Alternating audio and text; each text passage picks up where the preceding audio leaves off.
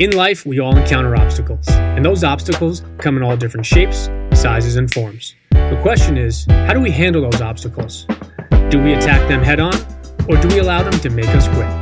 Welcome to the No Quit Living podcast, where we aim to motivate and inspire listeners to never give up on themselves, their dreams, or their goals. We will interview successful people from all walks of life as they share their no-quit stories when they had the choice to give up or give in, but they didn't. We thank you for listening, and we hope to be that jolt of positivity as you go for your greatness.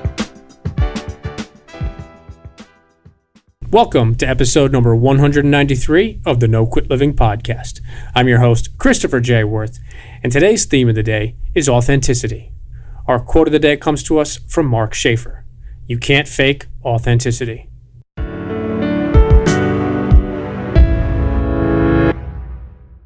Today's episode is sponsored by the good people over at West Fair Communications, who publish the Westchester County Business Journal and the Fairfield County Business Journal. These newspapers do a wonderful job in covering all aspects of the business world within two of the most influential markets in the New York metropolitan area. You can also take advantage of their daily news feeds, which keep track on the companies and thought leaders in these important regions. For more information, take a look at www.westfaironline.com. Trust me, once you start reading, you won't quit. I'm glad that I'm able to return the favor with today's guest. About a week ago, I had the fortune of being a guest on Joe Cozzo's podcast, and I'm excited to have him on our show today. Joe is extremely authentic, and he uses his platform to help others. I hope you enjoy today's episode. Joe, I'd like to welcome you to the No Quit Living podcast. Welcome. Thank you. It's a pleasure being on. I appreciate it. So the first question I ask everybody is, are you ready to bring it today? Oh, I'm bringing it every day. Every day I'll bring it. I figured that'd be the answer. So the number one objective of our show is to both motivate and inspire our listeners to never give up. And I was curious if you have either a personal story of perseverance or perhaps a really challenging time that tested you and you could have given up or given in, but you didn't. It's such a great question. And there's so many different, incidents that I could actually bring up and discuss. But one that definitely comes to mind is back in, I think it was around 2001. I'm in law school, my first year. And which is difficult to begin with. I don't even know how I got in, to be honest with you. But there I am. And then I found out that my mother had pancreatic cancer. And then within 4 months, she passed away, which is in my first semester. And for those that have gone to law school, it's not easy. And to deal with something like that and to concentrate and having to, because it's very competitive law school, I had to endure that. I had to go through it and I had to put my mind into the books, even though my mind was elsewhere most of the time or trying to get elsewhere. So that was a really difficult time for me. So during the tough time of obviously law school, and I know what it's like because some of my good friends have been through it. What was it that kept you going, or how did you keep motivated or inspired to continue with that again in such a tough time that first year? Well, it was actually a compound of things, two different issues. It was, my mother, but I also just had a newborn. So my daughter was only 7 months old while, I was in law school. She also was born on the day of my first test, my first law school test. So here I am. I could have felt sorry for myself with my mother passing, but I also knew in the back of my mind that there's a reason why I'm, going to law school, to better my life, to better my family. So I always had to put that in perspective and put my daughter first. Did you have the test? I did. I passed. Nice. I had the test. She was born around 6:15 a.m. My test was at 9 a.m. So I was able to hold her. I was able to make sure she had 10 fingers, 10 toes, and then I was off to the exam. That's awesome. So I assume it was pretty close by, obviously. Yeah, it was 25 minutes away. It wasn't that big of a deal. Nice. That's a great segue. And I wanted to just ask you, Joe, if you wouldn't mind just telling our listeners a little bit about who you are and what you do. Well, I'm from New York. I've been here my whole life. Was born in Brooklyn. Now I'm living out on Long Island. And I can't even remember. I always wanted to be on radio. I always wanted to do some type of entertainment, whether it was be acting, stand-up comedy.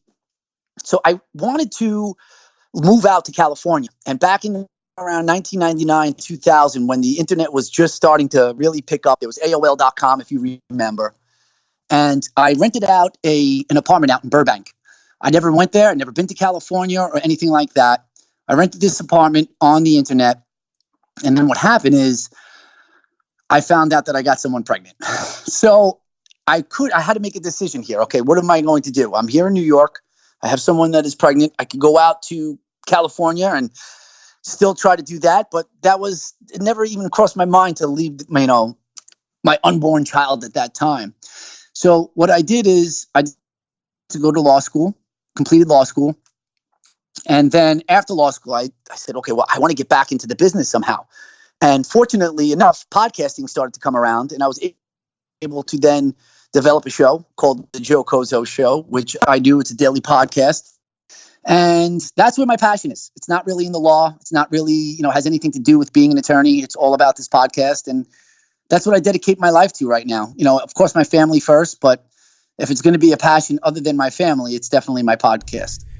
And you do have a great podcast, I might add. And you have some amazing guests on it as well. So kudos for doing that. And I think it's an interesting mix. And obviously, it's difficult to do something that you love, but also, like you said, to put food on the table and a roof over your family, for your family. So I wanted to ask you, Joe, what or how do you define success, or what does success look like to you? Well, success to me, and it's a great question, by the way, success to me is finding something that you love, something that you're passionate about, and continue to do it, not to give up, not to, put it aside, make sure that it's a priority, and waking up every day doing what you love. To me, that's success. Money to me is a huge issue. Of course, it helps because when you are depressed or when you are down or when some type of tragic event happens, money's always great to have and be able to use, but it doesn't necessarily bring happiness. Happiness to me is waking up every day doing what you love. Now, if you had to define yourself in one word, what would that word be? Crazy. Crazy, without a doubt. I think the short time I know you, I think that would probably be a pretty accurate answer. Well, you know what it is to me? Life is so short. And, in a blink of an eye, next thing you know, you'll be out on your porch and you'll be saying, well, man, I should have done this. I should have done that or whatever. So for me, I always put myself out there. And a lot of times it may seem crazy, and it is crazy, but it's always because you only live once and you miss all the shots that you don't take. And a lot of times people may look at it like, oh, what the hell is this guy doing? But like I said before, if you're happy and you're living a lifestyle that you want to live, I don't see anything better. No, I couldn't agree more. And I remember reading something or seeing something that when older people are in nursing homes, and I don't want to say on their last leg, but when their last few years, they don't talk about the things that they did. They don't talk about specifically all that. A lot of the conversations are based on what they wish they had done, or I didn't get a chance to do this, or I always wanted to go to Europe, or you fill in the blank. And now it doesn't mean that you're going to succeed and do everything, but at least for me personally, like you said with that great, amazing Wayne Gretzky quote, is you miss 100% of the shots you don't take. So I think there's obviously no guarantee that you're going to make them, but there's never been a shot that's been made without taking one. Oh, no, I agree. Absolutely. And that's the thing. A lot of times, you sit in your car and you're like, oh, man, I should have done this. Oh, man, maybe I should have done that. I never want to live in regret. I think living in that mode, you could die in regret. You could waste your whole entire life saying, I wish I should have, could have done this or done that. So for me, if there's something that I want to do, I just go out and do it. I don't really see another way to live. There's so many people that you see suffering. And just like you said, we learned that a lot about that in law school too, when people are on their deathbed and what is it that they want? They always say their last words, and that is their truthful words, because, they want to make sure they go up into heaven and they don't go up to heaven in a lie. And a lot of times, when I was doing reading and research about that, just like you said, it's what should have I done? What should have I done this whole time, this life that I had that I let waste away? And, I don't want to be in that position. I don't want to be on that porch when I'm, say, 70, 80 years old and look back and live in regret. I want to sit there and I want to still enjoy myself and say, you know what? I lived my life exactly the way I wanted to live it. Speaking of sitting on that porch and having that conversation, if you could go back and give the 20-year-old version of yourself one piece of advice, what would that be? That's a great question. Don't do drugs. don't hang out with your friends. Don't think that, not that don't hang out with your friends as a hardline rule. But for me, I was always chasing women. I was always looking to hang out with my friends and what they thought. And I got caught up in that a lot and doing a lot of drugs too, and that was something that I regret right now, that I sometimes I sit down and say, oh man, all that time wasted. And then I get myself right out of it and say, no, well, today's today. Today's a new day. Move forward and try to stay positive. And, it's also too, you look back and on those times when you're in your 20s, and a lot of people say, well, this is the man you are today. And this is what made you today. And that, I think, there's a lot of truth to that. But you need to, what I try to do for myself is, okay, I know that lesson. I know I've done that. I know that wasn't something that I was proud of doing. Now, let me just make sure that I don't do that again. So it's, those are lessons learned. But if there was one thing, definitely, I think women are my kryptonite. I probably would have stayed away from trying to hang out with as many women as I could. I think they've been kryptonite for many men as well. So I appreciate that advice. So if I could give you the opportunity to have dinner with anybody, dead or alive, who would you pick and why?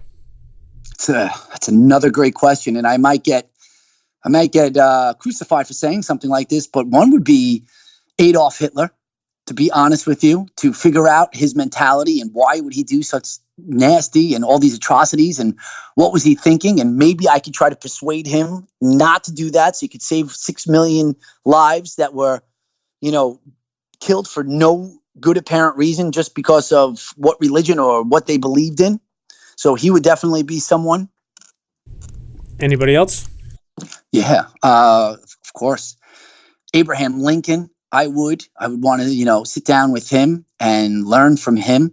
Maybe even give him a piece of advice and say, hey, listen, don't go to the Ford Theater on that such and such date. Definitely people of history. History is something to me that fascinates me because obviously it molds what we're here today, what we're doing today. So, and great minds. I love great thinkers. I love people that are go-getters. You could say what you want. I'll go back to Hitler for a second again. And again, people don't like hearing, why would he say something like this? But people that started from nothing and worked their way up, even though he did such in a way, it's still an amazement how somebody of his stature was able to start as a vagabond and then become, next thing you know, one of the most powerful people in the world, even though he did so in the worst possible way. Abraham Lincoln also, he was someone that was just chopping wood, decided to become an attorney. Next thing you know, he's on the circuit and he's going around in a horse and carriage and trying to, advocate and trying to take on cases however he can. And he started stumping. And the next thing you know, one thing leads to another. And he is the sole reason why we have such a great country today. He abolished slavery. And here we are in the United States, and which I believe is the best country in the history of the world. It's interesting. We are almost at our 200th episode, and the answer to that question of who could have dinner with anyone, dead or alive, who would it be and why, Abraham Lincoln's actually the most individual that's selected the most, and I think it's just interesting, and he obviously fits in our whole no-quit theme and our no-quit tribe, but it's just interesting that people want to learn from others, and I think what I love the most about Lincoln is he lost so many times, so many elections, and he kept on losing, but he didn't look at himself as a failure, and he kept on going, which is again why he's considered one of the greatest presidents, depending on who you speak to. But I think it's really interesting because it's something that, as a country and as a world, it's all about getting back up. It's all about, again, why we have our podcast, not quitting. It's all about, every time you get knocked down, get back up one more time. Take that a step further too. Forget about just, how he was losing in elections and getting back up. Think about what he had to go through, or what he was going through at that time. You had the Union separated. You had southern states that, didn't want to be a part of the Union anymore, that had slavery. You had him trying to convince people that the expansion of the United States is, should not be a slave states. And then next thing you know, lives are being lost. His country is battling within each other. And to have to wake up every day and keep moving forward and keep trying to, do something that he believed in that was right, and that was to abolish slavery and to believe in it every single day and to convince people that what was going on was wrong. To me, that's some accomplishment. All right, I got to find a way to get Lincoln on the podcast. Yeah, absolutely. So when people, well, let me ask you this. Let me turn the mirror to you for a second. Who is it with you? Who would that be? Who would you want to sit down and have dinner with? It's funny you asked that, but it would definitely be Lincoln is one of mine, and Michael Jordan is actually the other. So I'd like to have dinner between Michael Jordan and Lincoln, and I think it would be a fascinating conversation in many ways. And Lincoln was, I believe, even taller than Michael Jordan, so I'd be the shortest guy at the table by far. Yeah, well, I would be too. I think Michael Jordan's 6'6", though. Abraham Lincoln is 6'4". So I think Jordan still has him. But why Michael Jordan? I think he's the best athlete that I've ever seen not in person, but in my lifetime. But what is one of the reasons behind that? It's just his mentality. I was a huge Michael Jordan fan growing up, and I became by default a Bulls fan. You can't like Michael Jordan without liking the Bulls. But what it was about him, it was him getting knocked down, getting back up. A lot of people know of him winning championships with the Bulls, but they don't know maybe that he got cut from his high school varsity basketball team, and he wasn't a hugely recruited athlete out of high school when he went to the University of North Carolina. And there were people that when he got drafted as the number 3 pick said it's a waste, they should have got drafted other people. And at the end of the day, he's turned out to be, again, depending on who you talk to, one of, if not the greatest basketball players of all time. But his just ability to take the game over and how he's got the mentality, whether it's the game when he had the flu, when he scored 38 points in the finals, it's just he wanted the ball. And my favorite quote about him is, he's missed so many shots, he's lost so many games, but that's what keeps him going to try and get better. And I think that's literally why he is so much different than a lot of people. And he's just wired differently. Yeah, no, I agree. What about female? What would be the one female that you'd want to sit down with? That's something that, as you were asking me, I was thinking, what female would I actually want to? And I think it would be Rosa Parks, because I think that she being able to stand up for what she believed in, that was something else. I'd like to sit down with her and pick her brain. That would be an awesome one. And for me, it's actually Oprah Winfrey. And the reason is, she's just got a crazy story prior to her becoming Oprah, and we don't have enough time to go into it. But her life and what she was dealt and how she kept on going, and when she basically willed herself into the movie The Color Purple, and that's where she got her start, it was just an amazing accomplishment. So I'm going to change lanes here because I could talk to you about this stuff all the time. But I wanted to ask you, when people face adversity and they find themselves with their backs against the wall, why do you think that some people give up and throw in the towel while others just refuse to quit and keep going? Because quitting is easy. To sit there and just quit it's an easy thing to do. Okay, I give up. I'm going to move on. I can't deal with this. When you have some type of adversity and it's facing you dead in the face, that's the time that you have to fight. Not too many people have that fighting ability. Not too many people want to fight. Everyone has the ability to face adversity and overcome adversity, but it's finding it within, which is the work. Something bad happens to you. If, let's just say, some type of disease, find out that that you have some ill sickness that you have to now overcome. Some people are like, well, it's just my time. It's just, that's it. That's God is calling and that's it. But then there's some people like myself that would say, okay, I'm in this situation. Maybe it's because I'm not eating healthy. What do I have to eat to maybe, have a better influence on my body so I can overcome something like this? What do I have to do? Do I have to get to the gym? Do I have to train? Do I have to get my heart rate up? Whatever it is, that's the fighting mentality. But that takes work. That's not something that's easy. Now I have to get up earlier. Now I have to change my diet. Now I have to go out to Whole Foods and get organic food, whatever it may be. But it's not easy. And I think that separates the two. No, I couldn't agree more. I think it is what's the easiest to do, and it comes down to something that Mel Robbins talks about is, simple versus easy. And I think it's the easy thing to do, and a lot of times you make excuses and say, maybe it's not today, maybe not tomorrow. So I wanted to flip the lanes for a second. And in regards to today's day and age with social media and the ability to see different people in different light, I was curious if there's anybody famous that you look up to and why. If there's any, that's a really great question too. I would say first, I like Leonardo DiCaprio. To me, is not only one of the best actors, but I look up to him because he has a belief. He believes in, the climate change. So what does he do? He puts a lot of work and effort into it. He does something that is actually trying to, help out the planet, so to speak. So, I look at him as someone, hey, man, he doesn't have to do it. He could sit there. He's always on his boat, whatever it looks like, but he's also trying to do some type of thing, some type of change.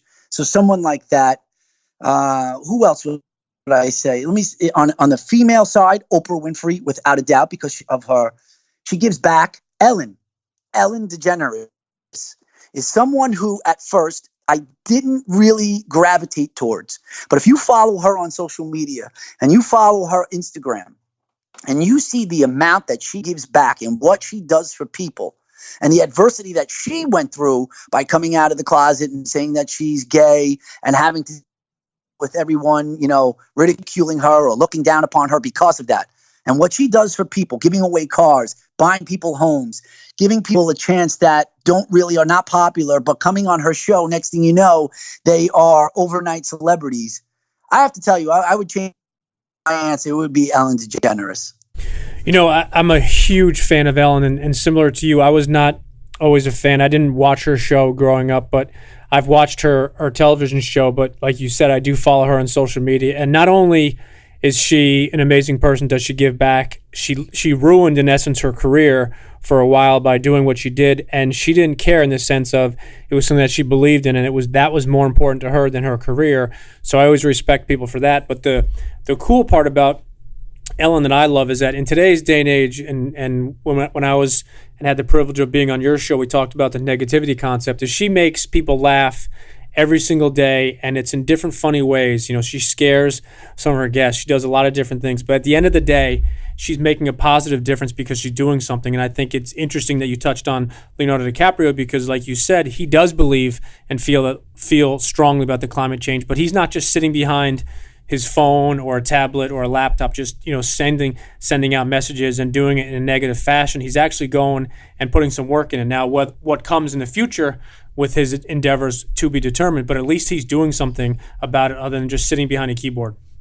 What is your take on climate? You see this with Donald Trump, and he says he doesn't believe in climate change or anything like that. But then you have other people saying, like Leonardo DiCaprio, like former Vice President Al Gore. What is your take on that? Well, I'd say you're not allowed to ask questions on my show. Didn't you know the rules? All right, we're having a conversation. Okay. I'll tell you my opinion on that. All right, I think there has to be. Go ahead. No, I'll give mine after. So go ahead. I was going to say I think there's definitely something to it. I don't believe that there's nothing to it. I do see, there's certain evidence that you see with, the glaciers and things that are happening and tornadoes and hurricanes. So I think that we would be ignorant not to really look into it and invest trying to make sure that we keep this planet safe.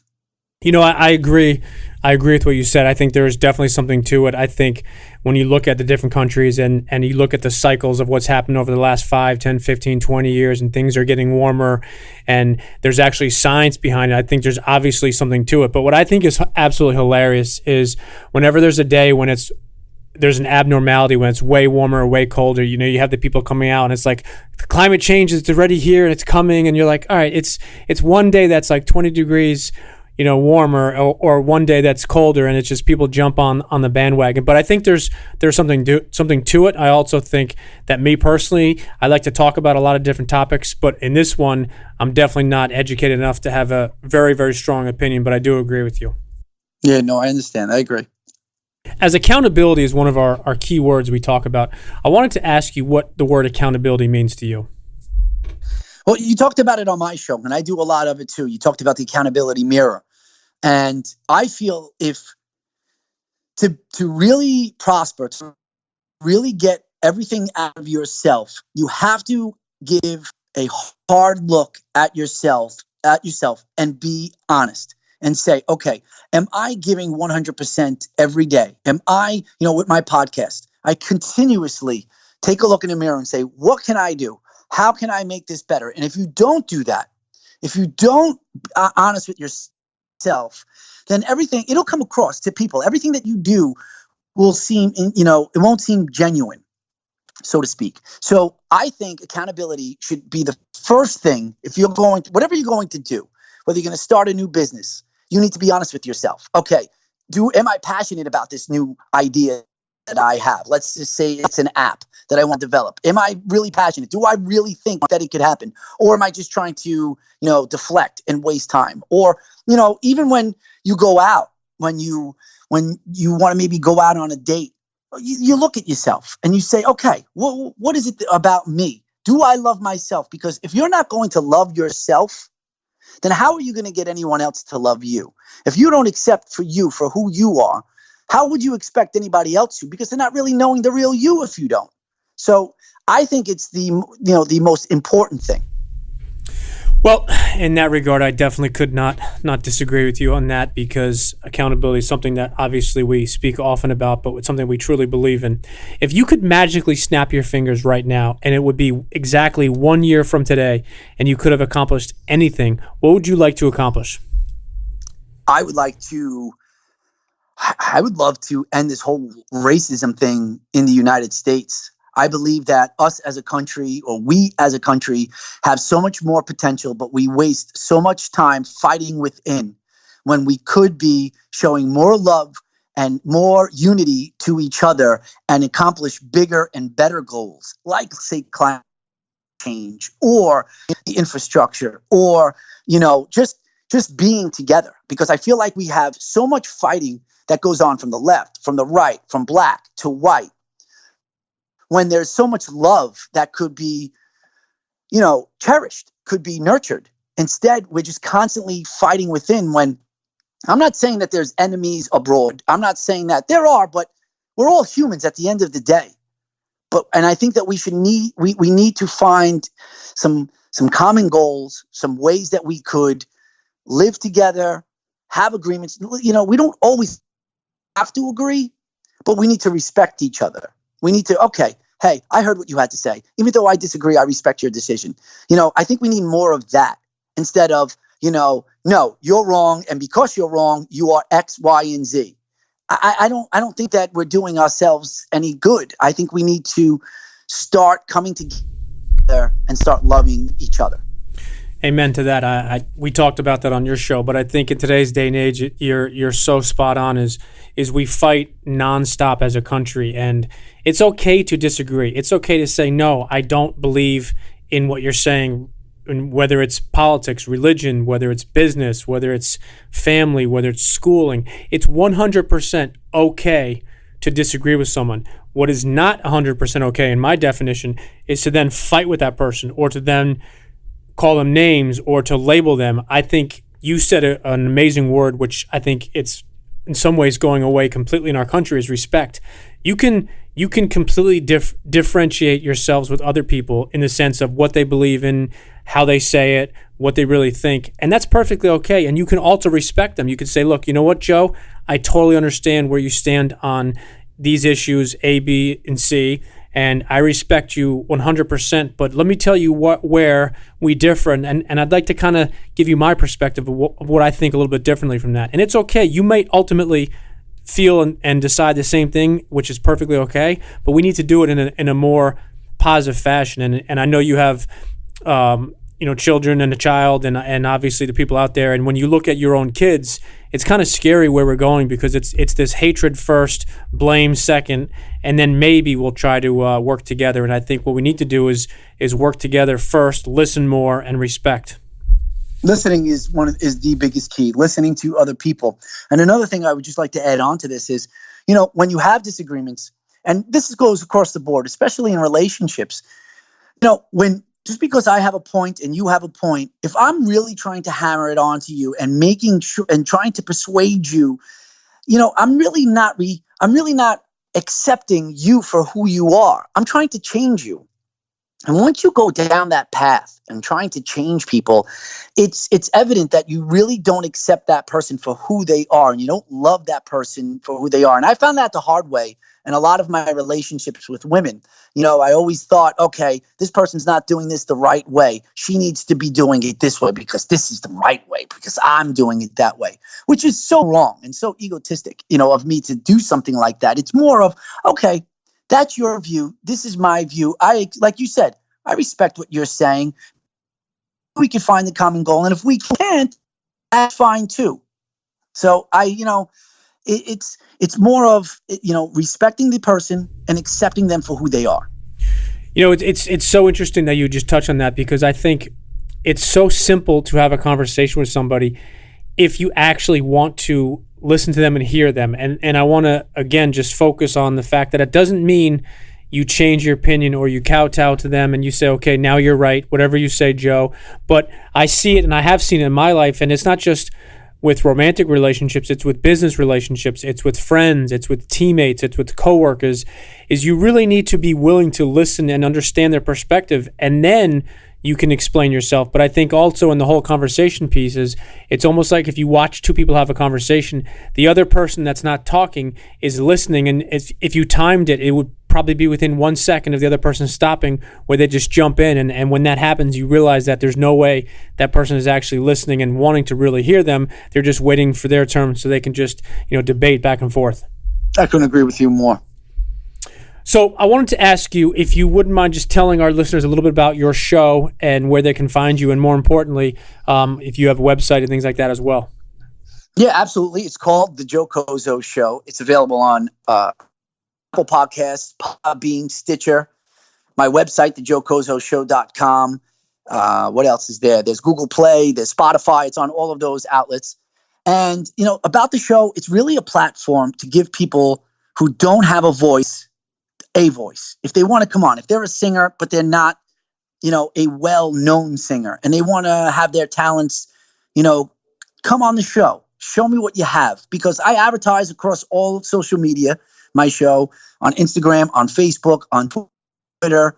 If you're a hip hop artist, if you're a comedian, even if you're just a regular person and you want to maybe tell a story about your life that you need certain things to get off your chest, or even if you want to say, hey, listen, just like the conversation we're having, I don't think people are listening these days. I don't think people are respecting each other.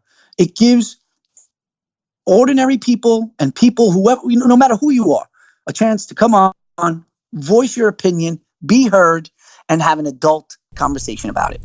I'm so glad that you answered that. I didn't even wanted to attempt to say that, because you couldn't have said it better. And that's why personally I started following you on different social media channels, because I loved your messages. You were giving people a platform to be heard, and I think that's, you said it best, is you provide a platform for people to be heard, and you don't have a specific rule or requirement where some people's shows, you have to have X amount of downloads, or you have to have advertising money, or what have you. What I love about your show is you provide that platform for others, and I commend you for that, because most shows out there don't allow that. It's usually about the host, it's usually about the downloads, the rankings, and you have a totally different spin on it, where you provide the platform first and everything else maybe secondarily, or maybe even down the road after that.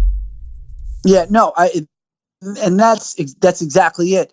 A lot of times, especially growing up, I always wanted to, do certain things, and it's like, oh, how do I get my voice out there? How do I do it? And now that I have the ability to actually have a show and give that back to people and let them do it, to me, that's the juice. Hearing people, for the first time, I loved, and I don't mean to get off course here, but one of the things I love doing as a younger adult, or even, when my teen years, I love talking on the phone. I can sit and talk to my girlfriend for hours, just sitting there on an old rotary phone, or talk to my friends for hours and hours. And I used to do prank calls in between. And the show is basically me talking on the phone to people I've never talked to before, hearing their story, connecting with them, and really listening to who they are and what their voice and what they're trying to say. So to me, it's like being a child again, my show. And that's why I love it. No, it was an honor being on your show, and I'm glad you could come on ours. And last question I want to ask you, Joe, is what is the parting advice you'd like to leave with our listeners? The parting advice, such a great question. To me is, don't just rush to judgment when you hear something in the media. Don't just rush to judgment when, there's a rumor that's going around. Do your due diligence. look into something. Try to get facts before you go out there and you just start bashing someone, whether it's in private or not. Listen, try to, get the facts. There's always, there's three sides to every story. There is, the truth, there is, the false, and there's somewhere in between that you have to try to make an objective opinion on. So just don't rush to judgment. Give people the benefit of the doubt that people are good. People want to see other people do well. And, again, life is short. Being negative and always trying to find negative things about people, that's not the way to live. Spread some love. And like I said, try to grow as a person. I love it. I love that parting advice. Spread some love, and there is too much negativity out there. So listen, Joe, I truly appreciate not only your time, but also you sharing what you do with us. And I would definitely recommend our listeners to check out your show and to connect with you on social media as well. Yeah, no, absolutely. And if people want to, it's at the Joe Cozzo Show on all social media platforms. But I just want to take an opportunity to thank you. I love what you're doing. I love the positivity. That's why I gravitate towards you and your show and listen to your show. And I really appreciate what you're doing because you give people an opportunity to express themselves, just like how my platform is. And I think it's something great. And I really appreciate that. Thank you, my friend. I appreciate it. And we definitely have to connect again soon. You got to take care and be well.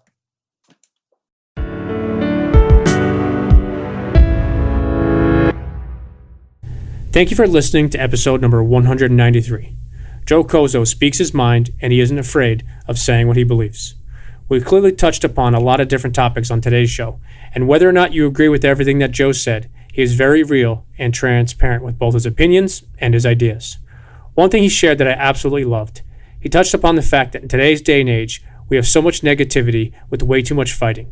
What we should do instead is both listen and respect others. It's okay to disagree and to have a different opinion or belief, but it is not okay to hate others. Joe uses his podcast as a positive platform to help others share their message and to be heard, something that I personally think is awesome. He is using his show and his platform to pay it forward. So as you go about your day today, I challenge each and every single one of our listeners to think about helping someone else today. It might not be on a podcast, through a book, or via social media, but we can all decide to help someone else today. And as you go for your greatness, do it in a positive way. Don't argue, fight, or hate others. Instead, listen, respect, and try to understand. It doesn't mean you have to change your thoughts or your opinions, but I hope we can all hate and fight a lot less, listen more, and make a positive impact on others. And lastly, to our listeners, thank you. We truly appreciate your time, and we hope our episodes inspire you to keep on attacking life and never giving up. To quote Dr. Norman Vincent Peale, it's always too early to quit.